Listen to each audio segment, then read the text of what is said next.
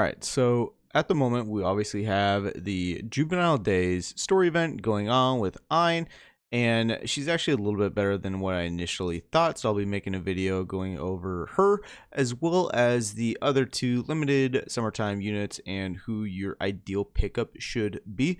But we're not going to be discussing that today. We're going to be talking about what essentially was just confirmed by Shift Up themselves. And this is in relation to the second anniversary. So obviously the first year anniversary was massive. We got Red Hood, whole separate thing about her not being super strong on release. Ended up buffing her and she is still very, very strong. You know, a lore wise one of, if not like probably the second or third strongest Nikke in like the lore history. So very, very cool to finally have gotten her. A lot of people were hyped that we did end up getting her.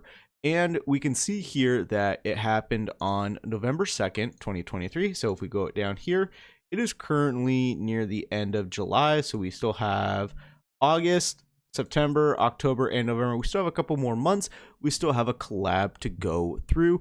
However, like I said, what Nikke essentially did is that I'm going to tell everyone right now, this is spoilers for the most recent chapter, was that they are making Cinderella, Anachiro, however you want to call her.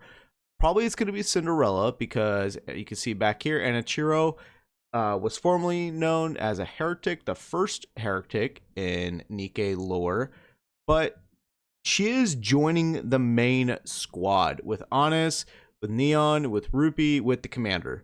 So that is very, very like big.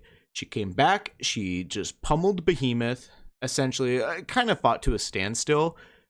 But the fact that she fought one-on-one with a heretic standstill, very impressive. However, it's pretty big. And honestly, at this point, in terms of second year anniversary, I only see really her and probably Indivilla. Oh my god, it's gonna bother me if I can't actually like get it. This chick probably gonna be Cinderella or her. I'm not gonna pronounce her name. I'm gonna butcher it. I think these are probably the two biggest candidates for second year anniversary. I'm leaning more towards Cinderella just because in terms of raw sales, I do think that she actually would be a higher option than this heretic.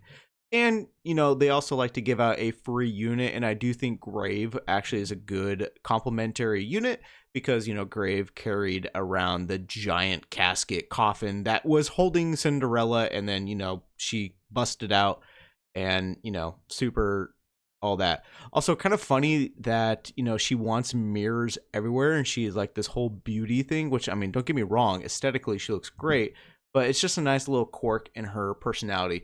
But I do think that this is going to be the second year anniversary, and actually also quite fitting given how in the first anniversary event, Red Ash, Red Hood fought against Cinderella. So having that little dynamic there is very, very cool. But I do think that this essentially just confirmed what the second anniversary is going to be.